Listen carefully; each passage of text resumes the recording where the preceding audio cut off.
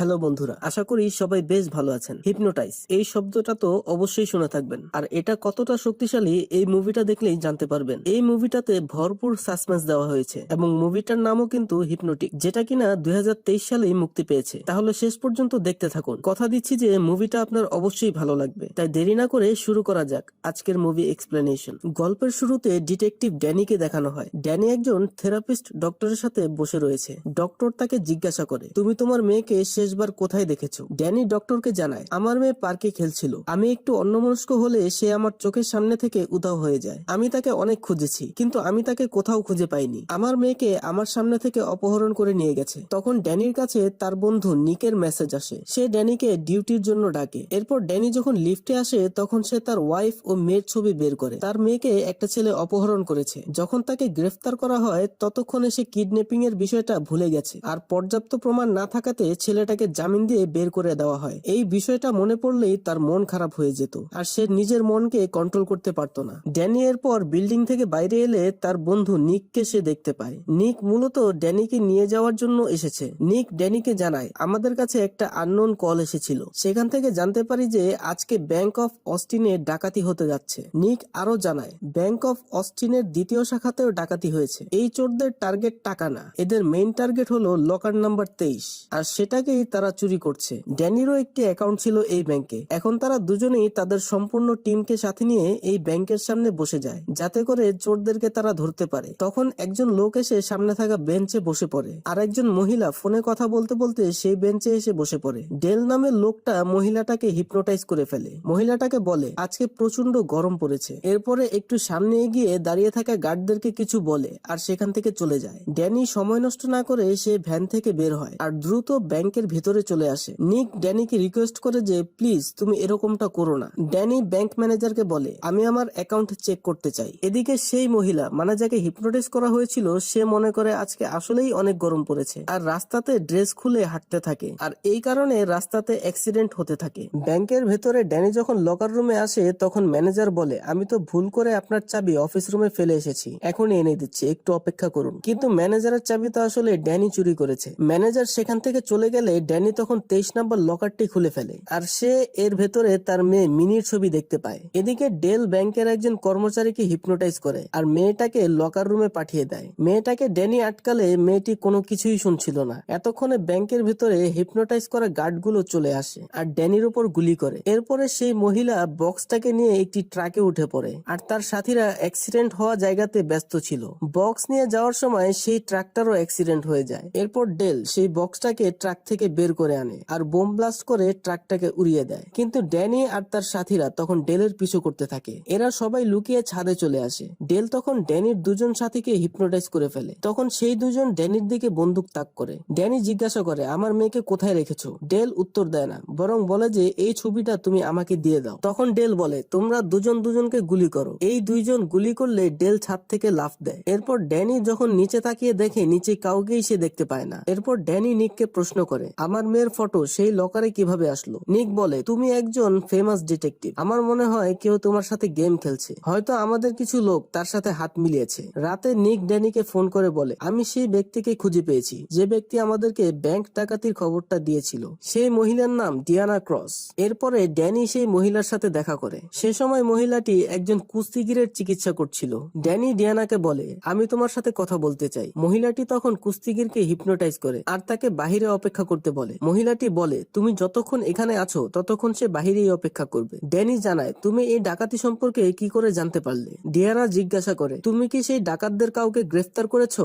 Danny বলে, না। ডিয়ানা তখন বলে, তুমি এখান থেকে চলে যাও। ডেল বাইরে থাকা সেই বডি বিল্ডারকে হিপনোটাইজ করে ফেলে। সেই বডি বিল্ডার তখন বাইক নিয়ে সেই দোকানের ভিতরেই ঢুকিয়ে দেয়। কিন্তু ড্যানি ডিয়ানাকে বাঁচাতে গেলে তখনই বাইক অ্যাক্সিডেন্টে তার মৃত্যু হয়ে যায়। এরপর ড্যানি ডিয়ানাকে একটি পরিত্যক্ত জেলখানাতে নিয়ে আসে, যেটাকে এখন পার্সোনালি ব্যবহার করা হচ্ছে। ড্যানি প্রশ্ন করে, এসব হচ্ছেটা কি? আমাকে এই ব্যাপারে কিছু খুলে বলবে? ডিয়ানা বলে, সেই লোকটি মানুষকে হিপনোটাইজ করে দেয়। ওই দিন ব্যাংকে যা কিছু হয়েছে এবং ঘটনার সাথে জড়িত লোকগুলো নিজেরাই জানতো না যে তারা মূলত কি করছে। আসলে তাদেরকে তো সম্মোহিত করা হয়েছিল। সম্মোহিত করা হলে আমাদের চিন্তাধারা বন্ধ হয়ে যায়, আর যে আমাদেরকে হিপনোটাইজ করেছে তার কথাতেই চলতে বাধ্য হয়। সেই সময় আমরা স্বাভাবিক থাকি না। আমিও হিপনোটাইজ করতে পারি। নিক ডিয়ানাকে বলে, তাহলে তুমি আমাকে করে দেখাও। ডিয়ানা তখন নিককে বসতে বলে। নিক ডিয়ানার কথা মতো বসে পড়ে। ডিয়ানা বলে, তুমি একজন কয়েদি। নিক তখন কয়েদির মতো কান্না আরম্ভ করে। তখন ডিয়ানা নিককে বলে, শোনো নিক, তুমি এখন বাহিরের বাতাস উপভোগ করো। আর ডিয়ানার কথা মতো নিক বাহিরে চলে যায়। ডিয়ানা ড্যানিকে বলে, আমি এই জাদুটা তোমার উপরও প্রয়োগ করেছি, কিন্তু এটি তোমার উপর কাজ করেনি। এদিকে বাইরে যখন নিক আসে তখন ডেল নিককে সম্মোহিত করে ফেলে। ডিয়ানা জানায়, কিছু বছর আগে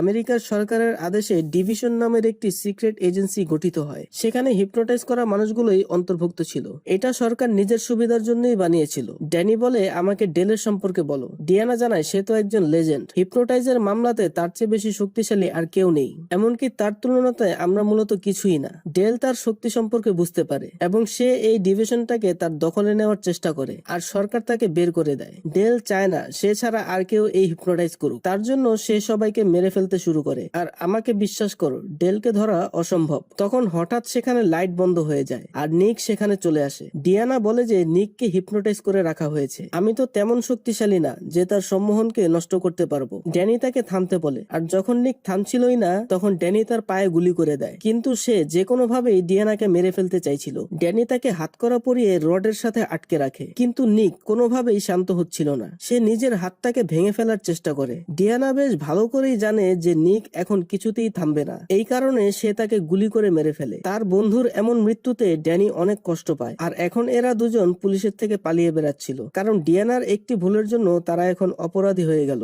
এরা রেস্টুরেন্টে বসে আলাপ করছিল। তখন ড্যানি বলে, সেদিন সে ব্যাংকে আমার মেয়ের ছবি নিতে এসেছিল। আমি জানি না সে এটা দিয়ে কি করবে। কেউ না কেউ তো এই ছবিটাকে লকারে রেখেছে। আর এরই মধ্যে সেখানে একজন পুলিশ চলে আসে। সে তাদেরকে দেখে তার পিস্তল বের করার চেষ্টা করে, কিন্তু ডিয়ানা তাকে হিপনোটাইজ করে নেয়। আর সেই পুলিশ তার টিমকে জানিয়ে দেয়, আমি তাদের দুজনকে দক্ষিণের দিকে যেতে দেখলাম। ড্যানি আর ডিয়ানা যখন চলে যাচ্ছিল, পুলিশটার ওয়াকিটকিতে ডেলের আওয়াজ আসে। সে বলছিল, আমি জানি তারা দুজন এখানে আছে। বাহিরে আসলে তারা দেখে দুজন পুলিশকে সাথে নিয়ে ডেল এখানে চলে এসেছে। তখন ড্যানি সেখান থেকে পালিয়ে যায় আর দুজন পুলিশ তার পিছু নিতে শুরু করে। ড্যানি পালিয়ে গিয়ে একটি ট্রেনের পিছনে লুকানোর চেষ্টা করে, কিন্তু ডেল তার লুকিয়ে থাকা আরো কঠিন করে দিচ্ছিল। তখন ড্যানি উপলব্ধি করে যে ডেল তাকে হিপনোটাইজ করার চেষ্টা করছে, কারণ সে উল্টাপাল্টা দেখতে আরম্ভ করে। আর এদিকে ডেল ততক্ষণে তাকে ধরে ফেলে। পুলিশ যখন তাকে মেরেই ফেলবে তখন সেখানে ট্রাক নিয়ে ডিয়ানা চলে আসে। ডিয়ানা ড্যানিকে সাথে নিয়ে ওই স্থান ত্যাগ করে। ডিয়ানা বলে, যখন তোমার উপর কেউ হিপনোটাইজ করবে তখন তোমার মন তোমার কথা একদমই শুনবে না। তখন তোমার মন তার কথাই শুনবে যে তোমাকে সম্মোহিত করেছে। কিন্তু তোমার কথা ভিন্ন। তোমার কাছে একটা মানসিক ব্লক আছে। এটা এমন একটি লকার যেটাতে লক দেওয়া হয়েছে, আর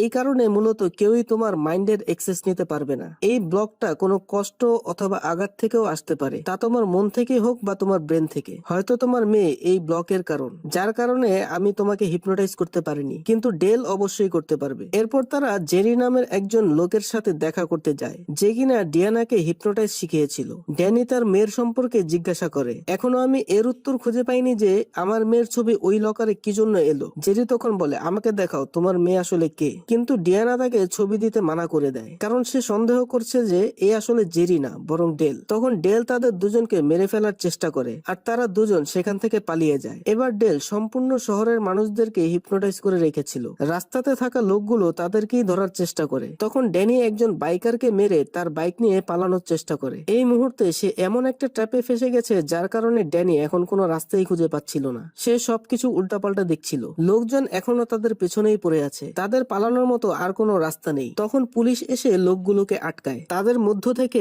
ডেল বেরিয়ে আসে। ডেল তখন ড্যানিকে হিপনোটাইজ করার চেষ্টা করে, কিন্তু পুলিশগুলো ডেলকেই গান পয়েন্টে নিয়ে নেয়। ডিয়ানা বলে, এটা আমি করিনি। ড্যানি বলে, এটা আমি করেছি। পুলিশগুলো ডেলকে সাথে করে নিয়ে যায়, কিন্তু ড্যানি এটা বুঝতে পারছিল না যে সে এটা কিভাবে করলো। সে তো এমন কিছু এর আগে শেখেনি। তখন ড্যানি ডিয়ানাকে বলে, কেউ তো হবে যে কিনা আমার সমস্যার সমাধান করতে পারবে। আসলে আমার সাথে এসব হচ্ছেটা কি। তখন ডিয়ানা তাকে রিভার নামের একজনের সাথে দেখা করতে নিয়ে যায়। রিভার ডিয়ানার সাথে হিপনোটাইজ শিখেছিল। তখন সেই লোকটি তাদেরকে একটি অন্ধকার বেসমেন্টে নিয়ে আসে। এই বান্দা হিপনোটাইজার পাশাপাশি একজন হ্যাকারও বটে। রিভারের প্রশ্নে ডিয়ানা তাকে বলে, ডেলের সাথে ড্যানির মেয়ের কোনো কানেকশন তো রয়েছে। আর অদ্ভুত ব্যাপার এটা যে ড্যানি ডেলকেই তার নিয়ন্ত্রণে নিয়ে নেয়। আমাদেরকে এই বিষয়ে একটু হেল্প করো। রিভার বলে, চলো তাহলে জেনে নিই। তখন সে ড্যানির সম্পূর্ণ তথ্য বের করে, কিন্তু সেখানে তার স্ত্রীর ব্যাপারে কোনো তথ্যই ছিল না। তখন ড্যানি তার স্ত্রীর নাম বলে রাইলি। যখন তার তথ্য বের করে তখন তারা চমকে যায়, কারণ রাইলিও এই ডিভিশনেই জড়িত ছিল আর সে চতুর্থ লেভেলে ছিল। মানে বুঝতেই পারছেন, যারা সম্মোহন করতে পারে তাদের এখানে লেভেল আছে। ড্যানি এটা বিশ্বাস করতে পারছিল না। সে বলে, ছোটবেলা ছোটবেলা থেকেই আমরা একসাথে বড় হয়েছি, আমি তাহলে কেন জানলাম না? কিছুক্ষণ পরে ডিয়ানা গোসল করতে যায়, আর সে সময় ড্যানি তার পরিবারের ছবি বের করে দেখছিল। তখনই একজন আননোন কলারের কল আসে। ফোনের অপর পাশে ডেল ছিল, আর সে ড্যানিকে অর্ডার দেয় যে তুমি ডিয়ানাকে মেরে ফেলো। ড্যানি তখন ফোনটা কেটে দেয়। তখন সে ডিয়ানাকে ডাকতে শুরু করে। ড্যানি লক্ষ্য করে যে টেবিলে থাকা কেচিটা আর নেই। সে দেখে যে কেচিটা তার হাতে। ড্যানি তার মনের নিয়ন্ত্রণ হারিয়ে ফেলেছে, বুঝতে পারছিল না যে সে এখন কি করতে যাচ্ছে, কিন্তু সে এটা চেষ্টা করছিল যে ডিয়ানাকে সে এই বিষয়ে কিছুই বলবে না। ডিয়ানাও বুঝে ফেলে কিছু না কিছু ঝামেলা তো অবশ্যই আছে। তখন ডিয়ানা ড্যানিকে কন্ট্রোল করার জন্য তার সাথে প্রেমের অভিনয় করে। পরে মাঝরাতে ডেলের ঘুম ভাঙে, আর রিভারের কম্পিউটারে গিয়ে চেক করে সে এটা খুঁজে বের করে যে তার স্ত্রীর নাম আসলে রাইলি না, বরং ডিয়ানা ক্রস।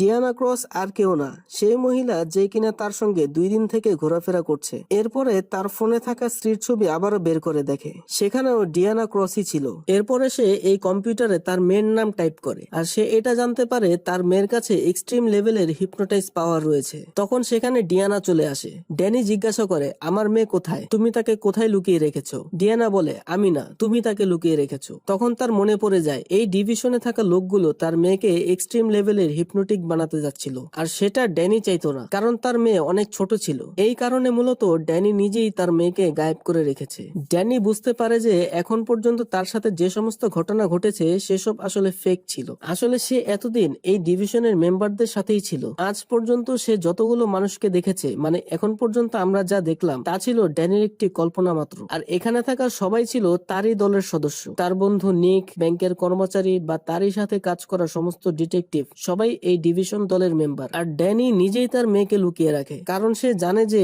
এই লোকগুলো তাকে হিপনোটাইজ করবে এবং তার মেয়ের লোকেশন সম্পর্কে জানতে চাইবে। এই কারণে সে তার সমস্ত স্মৃতিগুলোকে ডিলিট করে ফেলে। ডেল ড্যানিকে বলে গত 4 বছর থেকে আমরা চেষ্টা করছি যাতে তোমার এটা মনে পড়ে যে তোমার মেয়ে এই মুহূর্তে কোথায় আছে। তোমার মেয়েকে আমাদের চাইতেও উচ্চ লেভেলের ট্রেনিং দেব। তখন ড্যানি সেখান থেকে চলে যায়, আর বাইরে আসলে সে সব রকমের সেটআপ দেখে বুঝতে পারে যে সে এতদিন এখানেই ঘুরপাক খাচ্ছিল। তখন সেখানে ডেল চলে আসে আর বলে আমরা 12 বার তোমাকে হিপনোটাইজ করেছি, কিন্তু তোমার মতো শক্ত মাইন্ড আর কারো দেখি নাই। যখন আমরা খুঁজেই পাবো তখনই তুমি সবকিছু বুঝে যাও আর তুমি সতর্ক হয়ে যাও। ডিয়ানা বলে দয়া করে আমাকে এটা বলে দাও আমার মেয়ে এখন কোথায়। ড্যানি বলে 12 বার হিপনোটাইজ করেও যখন তোমরা এটা জানতে পারলে না, তাহলে আরো একবার এটা করার জন্য প্রস্তুতি নাও, কারণ আমি তো কখনোই বলবো না। এরপর ড্যানিকে আবারও অজ্ঞান করা হয় আর ভেতরে নিয়ে আসে। এরপর ডিয়ানা আসে আর ইমোশনালি ব্ল্যাকমেইল করে আর তার কাছে জিজ্ঞাসা করে। ড্যানি বলে আমি কখনোই বলবো না মিনি কোথায় আছে। সবকিছু আবারও নতুন করে শুরু হচ্ছিল।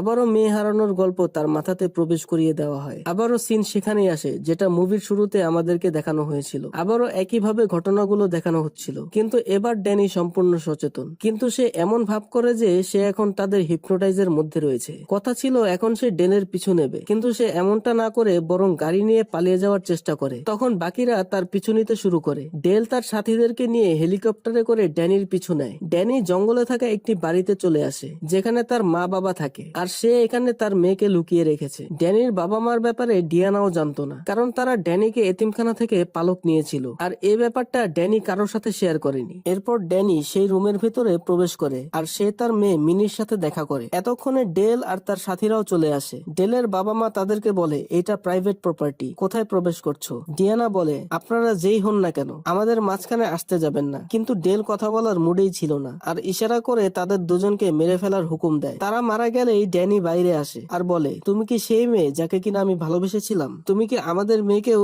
এই সমস্ত কিছু শেখাতে চাইছো? তখন ঘরের ভেতর থেকে মিনি বাইরে আসে। ডিয়ানা তার মেয়েকে দেখে অনেক খুশি হয়। মিনি তার মাকে বলে অনেক খুশি হলাম এই জন্য যে তুমি ভুল পথটা ছেড়ে দিয়েছো, আমি তোমাকে এদের থেকে মুক্ত করব। মিনি তাদেরকে ইশারা করে আর তারা একে অপরকে গুলি করে মেরে ফেলে। মিনি এদের থেকেও বেশি শক্তিশালী হিপনোটিক। এসব কিছুই ডেল দাঁড়িয়ে দাঁড়িয়ে দেখছিল। আসলে এই সমস্ত কিছুর মাস্টারমাইন্ড ড্যানি নিজেই। সে তার বুদ্ধির জোরে সবাইকে, মানে এই ডিভিশনের সবাইকে এক জায়গাতে আনতে চাইছিল যাতে এই গ্যাং এর সবাইকে একসাথে শেষ করা যায়, আর তার এই প্ল্যান সফল হয়। তারপর সেখানে ড্যানির বাবা মা চলে আসে। আগে যারা মারা গেল সেই সবই ছিল চোখের সম্মোহন। মিনি ওই সময় ডিয়ানাকে তার মনের ভেতরে বেঁধে রেখেছিল যাতে কোনো রকম হস্তক্ষেপ তার মা নিতে না পারে। মিনি একাই সম্পূর্ণ ডিভিশনের 12টা বাজিয়ে দিয়েছে, আর এরকমটা করার জন্য ড্যানি তখন রুমের ভেতরে বলেছিল। ডেল মারা যাওয়াতে ডিয়ানাও তার হিপনোটাইজ থেকে মুক্তি পায়। এরপরে ড্যানি, ডিয়ানা, মিনি ও তার মাকে নিয়ে হেলিকপ্টারে করে সেখান থেকে চলে যায়, আর তার বাবা সেখানেই থেকে যায়। আর এখানে আমরা বুঝতে পারি যে ড্যানির বাবা সে তো অলরেডি মারা গেছে, আর যে তার রূপ নিয়ে বেঁচে ছিল